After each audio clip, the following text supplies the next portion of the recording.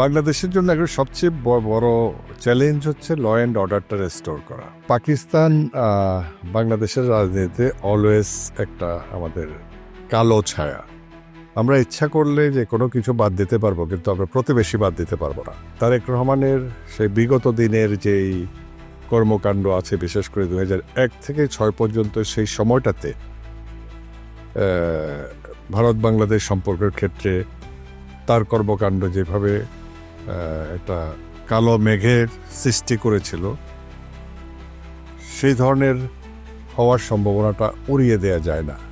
Doctor Yunus ছিল একটা totally non political, shellfish আর self centred একটা মানুষ, যে নিজের স্বার্থ ছাড়া জীবনে কিছুই করে নাই। প্রধানমন্ত্রী নরেন্দ্র মোদী এবং তারেক রহমানের যদি সুসম্পর্ক হয়, সেক্ষেত্রে পাকিস্তান কি চাপে পড়তে পারে? সেই সম্ভাবনা আছে? আচ্ছা, আপনি বহুদিন বাংলাদেশের প্রাক্তন প্রধানমন্ত্রী শেখ হাসিনার আপনি সাবেক পিএস ছিলেন। সেক্ষেত্রে এই যে আমরা 2024-এর 5ই অগস্ট যে ঘটনা দেখেছি, সেই ছবি দেখার পরে নতুন করে এই সরকার পুনর্গঠন সম্ভব?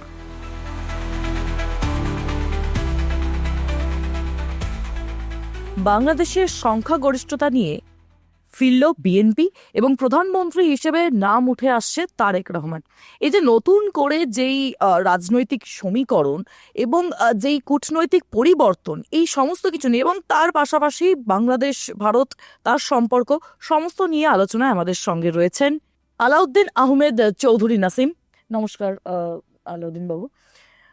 যে প্রশ্নটা প্রথমেই করব, যে এই যে বিএনপি যে আসলো, এই ক্ষেত্রে কি মনে হচ্ছে যে এটা শুধুমাত্র একটা সরকার বিরোধী ভোট, বা একটা মানে এই ভোটটার পিছনে কি কারণ? মানে একদম কি জনতা যা ক্ষোভ তা কি উগড়ে দিল এইভাবে?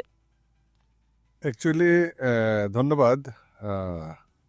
অ্যাকচুয়ালি যেই ভোটটা গত পরশুদিন হয়ে গেল বাংলাদেশে, এটাতে বিএনপি জিতেছে, সেটা যেমন সত্যি, কিন্তু সত্যিকারভাবে জনমতের প্রতিফলন ঘটেছে এটা বলা যায় না। কারণ এই ভোটটা এমন একটি পরিস্থিতিতে অনুষ্ঠিত হয়েছে যখন বাংলাদেশে সবচেয়ে বেশি মানুষের প্রতিনিধিত্বকারী দল এবং মুক্তিযুদ্ধের নেতৃত্বকারী দল, এমনকি বিগত 1949 সালে জন্মের পর থেকে 12টি সংসদ নির্বাচনে অংশগ্রহণ করে 8টিতে বিজয়ী হয়েছে যেই দল, সেই দল বাংলাদেশ আওয়ামী লীগকে নির্বাচন থেকে দূরে রেখে এবং মুক্তিযুদ্ধের আরও কয়েকটি দলকে দূরে রেখে, বাইরে রেখে, কর্মকাণ্ড নিষিদ্ধ করে এই নির্বাচনটা হয়েছে। তো আমরা মনে করি অলমোস্ট 55% লোকের প্রতিনিধিত্বকারী সংগঠনগুলো নির্বাচনে অংশগ্রহণ করতে পারে নাই। সুতরাং আমরা এই নির্বাচনটাকে সত্যিকারের জনমতের প্রতিফলন হিসেবে মনে করি না। দেখা গেল যে এই নির্বাচনে জামাত অনেকটাই পিছিয়ে পড়লো, এক্ষেত্রে আপনি কি মন্তব্য করবেন? আমি আসলে জামাতের এটাকে পিছিয়ে পড়া মনে করি না, আমি জামাত অনেক এগিয়ে গেছে সেটা মনে করি। বাংলাদেশের রাজনীতিতে কখনো জামাতে ইসলাম ফ্যাক্টর ছিল না। বাংলাদেশের রাজনীতিতে একটা সময় অবশ্যই আওয়ামী লীগ একমাত্র ফ্যাক্টর ছিল, কিন্তু 75-এর জাতির পিতা বঙ্গবন্ধু শেখ মুজিবুর রহমানের মৃত্যুর পরে সেই পরিস্থিতির সুযোগ নিয়ে জিয়া রহমান বিএনপির প্রতিষ্ঠা করার পর থেকে বিএনপি এবং আওয়ামী লীগ, এবং তার পরবর্তীতে জাতীয় পার্টি এবং আওয়ামী লীগ, তারপরে বিএনপি এবং আওয়ামী লীগ, এই দুটি দলের মধ্যে মূলত আওয়ামী লীগ এবং এনটি আওয়ামী লীগ, এই দুইটা ফোর্সের মধ্যে ইলেকশনের রেজাল্ট সীমাবদ্ধ থাকতো এবং কন্টেস্টও এখানে হতো। সেখানে জামাত কখনো মেজর ফ্যাক্টর হিসাবে আসেনি। জামাত সবসময় কোনো না কোনো দলের সাথে, দেখা গেছে বিগত সময়গুলোতে বিএনপির সাথে জোটবদ্ধভাবে নির্বাচন করেছে এবং জোটবদ্ধভাবে তারা সরকার গঠনের ইতিহাসও তাদের আছে 2001 সালে।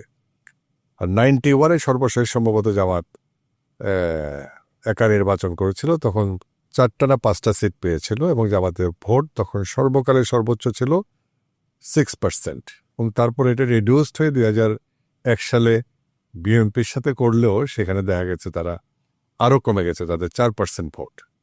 তো আমি মনে করি না এটা জামাতের যেই ভোট বৃদ্ধি মনে করি না, এটা হচ্ছে আওয়ামী লীগবিহীন নির্বাচনে একটা মেটিকুলাস ডিজাইনের যে প্রক্রিয়াটা চলছে তারই ভিত্তিতে একটা কৃত্রিম দৃশ্য ফুটে উঠেছে, তাদের ভোট বেড়েছে। ওরা পিছিয়ে আসেনি। আমি মনে করি তারা আগের যে কোনো সময় থেকে রেজাল্টের বিবেচনা অনেক ভালো করেছে। তারা কখনো বিজয় হওয়ার পর্যায়ের দল ছিল না, এখনো নেই। আচ্ছা, তারেক রহমানের নাম প্রধানমন্ত্রী হিসেবে সামনে আসছে, সেক্ষেত্রে আপনার মনে হয় যেটা আন্তর্জাতিক স্তরে সেই রাজনীতিতে এটা একটা চ্যালেঞ্জিং হতে পারে?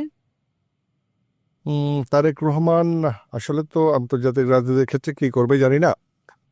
তারেক রহমান নির্বাচিত হয়েছেন ফলটি একটা নির্বাচনের মধ্য দিয়ে, তারপর নির্বাচিত হয়েছেন, এটাই বাস্তবতা। তো আমি মনে করি আন্তর্জাতিক সম্পর্কের ক্ষেত্রে থেকে আমাদের বাংলাদেশের জন্য যে জিনিসটা সবচেয়ে বেশি প্রযোজ্য সেটা হচ্ছে আমাদের আঞ্চলিক সহযোগিতার বিষয়টা নিশ্চিত করা। বিকজ আমরা ইচ্ছা করলে যে কোনো কিছু বাদ দিতে পারবো, কিন্তু আমরা প্রতিবেশী বাদ দিতে পারবো না। তো আমি মনে করি তারেক রহমানের সেই বিগত দিনের যেই কর্মকাণ্ড আছে, বিশেষ করে 2001 থেকে 2006 পর্যন্ত, সেই সময়টাতে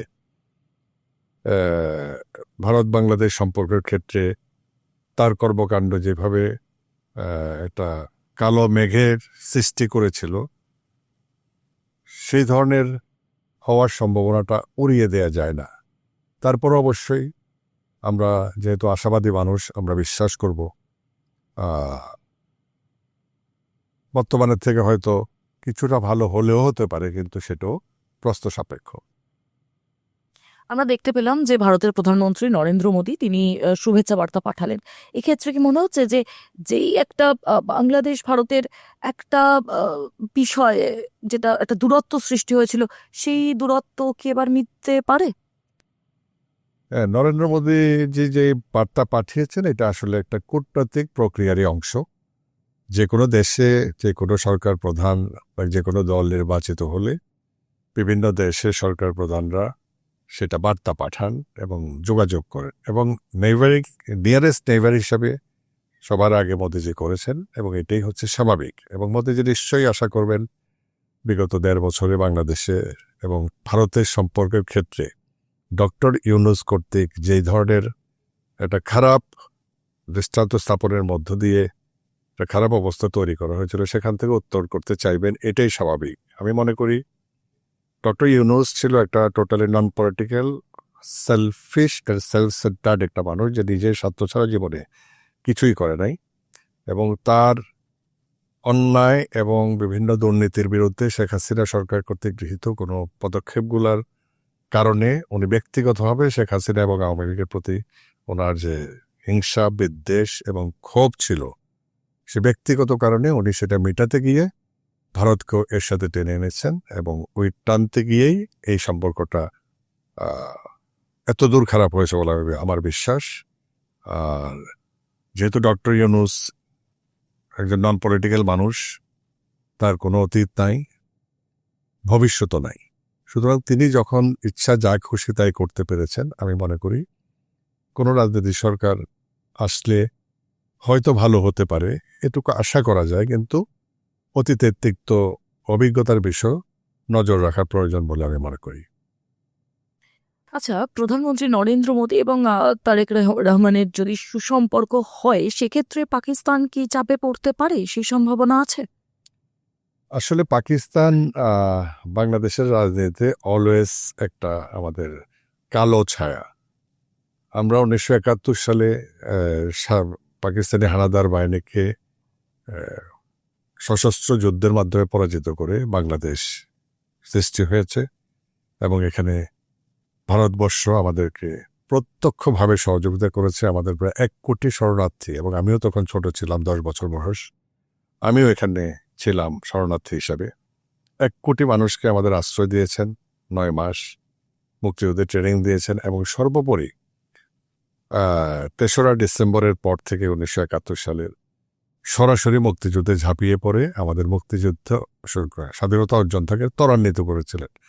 এবং ভারতের সাথে আমাদের যে সম্পর্কটা, এটা হচ্ছে ভারতের 18,000 সৈন্যের রক্তের বিনিময়ে আমাদের সাথে অর্জিত।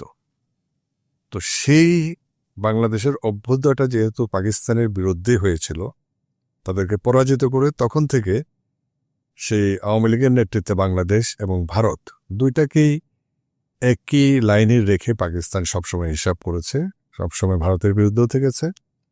বাংলাদেশ আওয়ামী লীগের নেতৃত্বে বাংলাদেশ যখন ছিল তখন আওয়ামী লীগের বিরুদ্ধে থেকেছে। তো এখন সত্যিকারভাবে আমি যেটা বলছিলাম আগে, যেহেতু প্রতিবেশী ট্রান্সফার করা সম্ভব না, পরিবর্তন করা সম্ভব না, আমাদের সবকিছুর সাথে আমরা পারস্পরিক, সাংস্কৃতিক, তারপরে এনভায়রনমেন্টাল সব ধরনের ইয়েতে আমরা পাশাপাশি দেশ হিসাবে আমাদেরকে থাকতে হবে। তো পাকিস্তান, আমি মনে করি বাংলাদেশ সরকার যদি তার নীতিতে চলে যে সবার সাথে বন্ধুত্ব, কারোর সাথে শত্রুতা নয়, তাহলে পাকিস্তানের সাথে অতিরিক্ত মাখামাখির কোনো প্রয়োজন নেই। কারণ পাকিস্তান নিজেই একটা ভঙ্গুর অর্থনীতির দেশ, তারা নিজেরাই চলতে পারছে না, সুতরাং আমাদেরকে কোনো দিক দিয়ে কোনো কিছুতে সহযোগিতা করার কোনো সুযোগ নেই। তবে একটা বিষয় তাদের সুযোগ আছে, সবসময় করে থাকে, কারণ তাদের ন্যাশনাল বাজেট থেকে তারা মনে হয় বেশি বাজেট হচ্ছে তাদের বিভিন্ন দেশে সন্ত্রাসবাদের প্রশ্রয় দিয়াতে তাদের অতিরিক্ত বাজেট তারা খরচ করে, এবং সেটার জন্য তারা ভারতবর্ষে যেমন করে থাকে বিভিন্ন সময়, আমাদের বাংলাদেশেও কিন্তু তাদের শুরু হয়ে গেছে তাদের চাষাবাদ, সন্ত্রাসবাদের চাষাবাদ। আমি মনে করি ভারত বাংলাদেশ সম্পর্ক ভালো হলে এবং সত্যিকারভাবে যদি সুপ্রতিবেশীমূলক আচরণ করে বাংলাদেশ সরকার আগায়, তখন সেটাকে চেক দিতে পারবে, হয়তো পারলেও পারতে পারে। তো এটা নিশ্চয়ই পুরাটাই নির্ভর করবে বলেছি বাংলাদেশ সরকারের সদিচ্ছার উপর। আচ্ছা, আপনি বহুদিন বাংলাদেশের প্রাক্তন প্রধানমন্ত্রী শেখ হাসিনার আপনি সাবেক পিএস ছিলেন। সেক্ষেত্রে এই যে আমরা 2024-এর 5ই অগস্ট যে ঘটনা দেখেছি, সেই ছবি দেখার পরে নতুন করে এই সরকার পুনর্গঠন সম্ভব আমাদের পক্ষে? আপনাদের পক্ষে? আসলে সত্যিকারভাবে 5ই অগাস্ট যে ছবিটা দেখানো হয়েছে সারা বাংলাদেশে, সেটা সত্যিকার চিত্র ছিল না, সেটি ছিল একটি মেটিকুলার ডিজাইনে তরুণ সমাজকে বিভ্রান্ত করে একটা ঘটনা ঘটানো হয়েছিল। কারণ যে কোনো সরকারের কিছু কাজ করতে গেলে কিছু ভুলভ্রান্তি থাকবে, ভালো কাজ করবে, কিছু ভুলভ্রান্তিও থাকবে। যেহেতু আওয়ামী লীগ সরকার 16 বছর এক ডাকারে সরকারে ছিল, অবশ্যই সবগুলো ভালো কাজ কোনো সরকার করেছে এটা কোনো সরকারি বুকে হাত দিয়ে বলতে পারে না, ছোটখাটো ভুলভ্রান্তি সবারই ছিল। কিন্তু আমাদের ক্ষেত্রে যেটা হয়েছে, আপনি দেখবেন গত 1.5 বছরে বাংলাদেশের সংবাদপত্রে কোনো ধরনের মব কিলিং থেকে শুরু করে এই যে হাজার হাজার বাড়িঘর ভাঙলো, অগ্নিসংযোগ করলো, বঙ্গবন্ধুর বাড়ি ভাঙলো, এগুলোর উপর কোনো নিউজ নেই, কোনো নিউজ বাংলাদেশের কোনো ন্যাশনাল মিডিয়াতে নেই, এভরিথিং ব্ল্যাক আউট।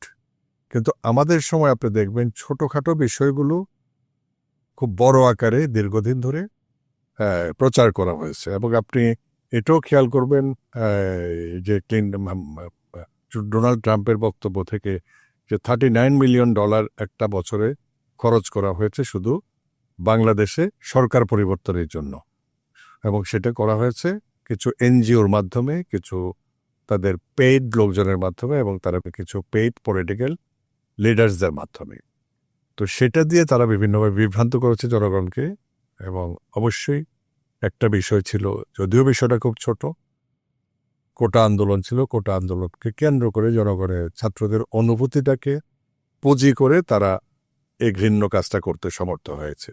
তো আমি মনে করি গত 1.5 বছরে সেই আন্দোলনকারীদের চরিত্র, চিত্র এবং তাদের সমস্ত কিছু মানুষ বুঝতে পেরেছে, তরুণ সমাজে বুঝতে পেরেছে। আপনি দেখবেন এখন সোশ্যাল মিডিয়াতে যারা একসময় লাল দিয়ে পক্ষে বলতো, তাদের মধ্যে অন্তত 70-80% কিন্তু ঘুরে গেছে।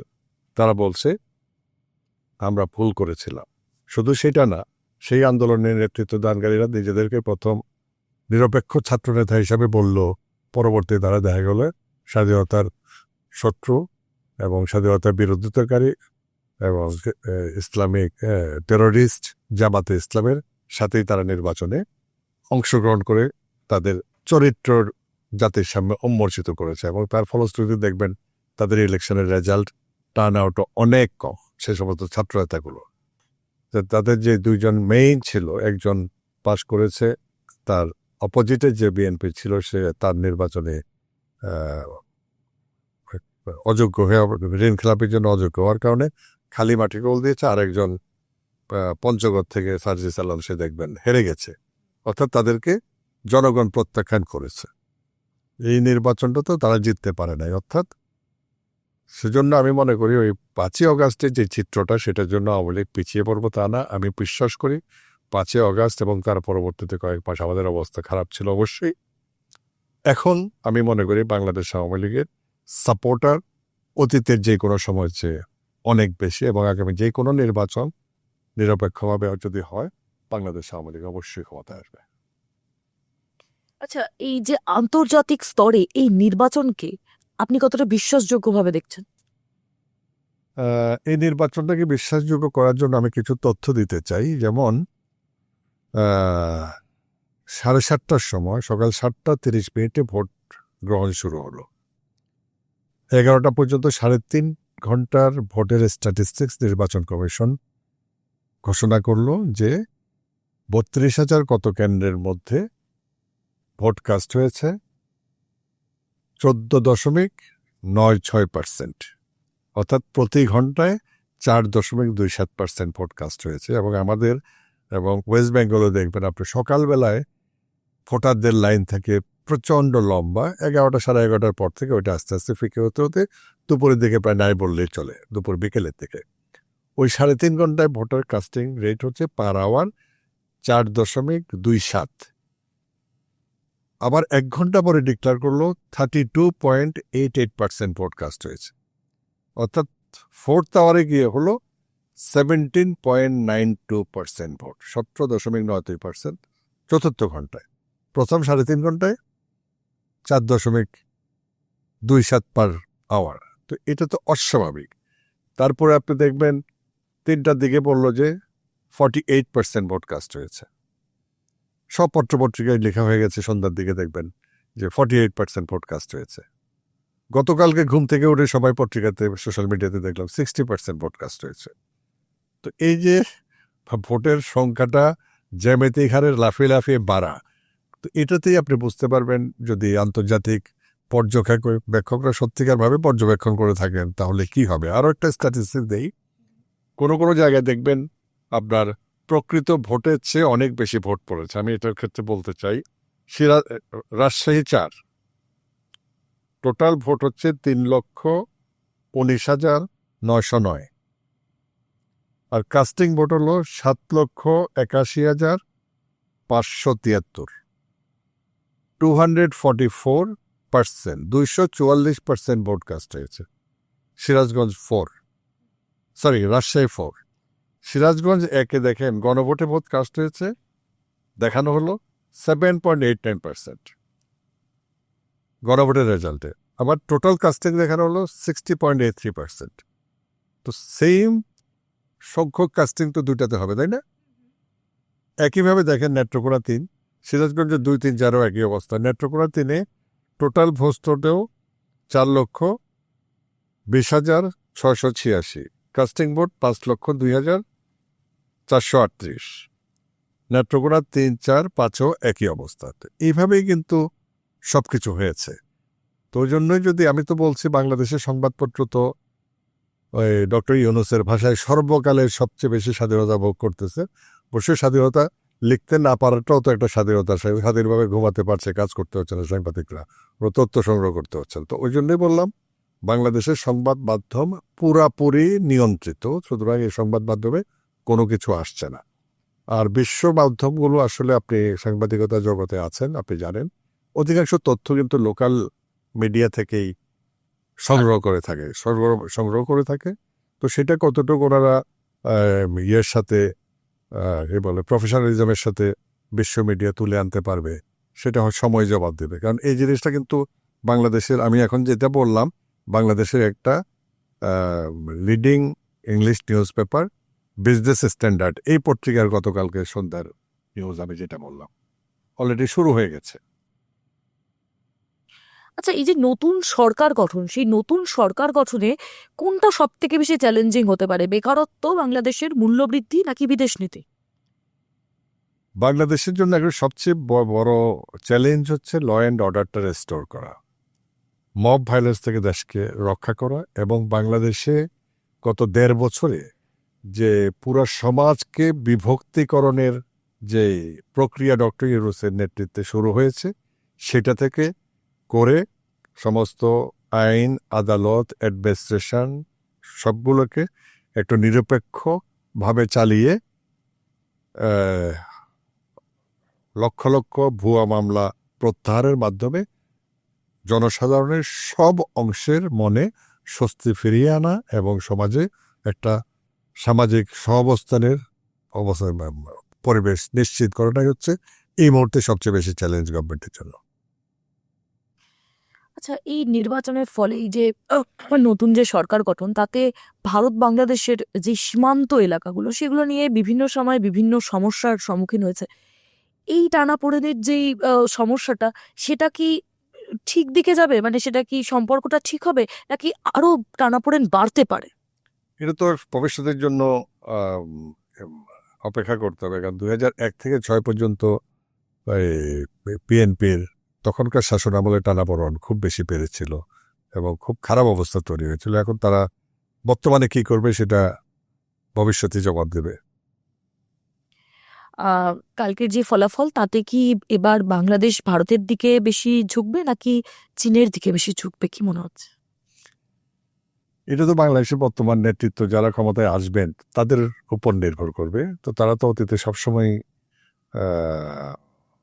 চীনমুখী ছিলেন, চীন এবং পাকিস্তান মুখী ছিলেন অতীত সময়গুলোতে। এবার কি করবে সেটা এই মুহূর্তে বলা সম্ভব নয়। অসংখ্য ধন্যবাদ।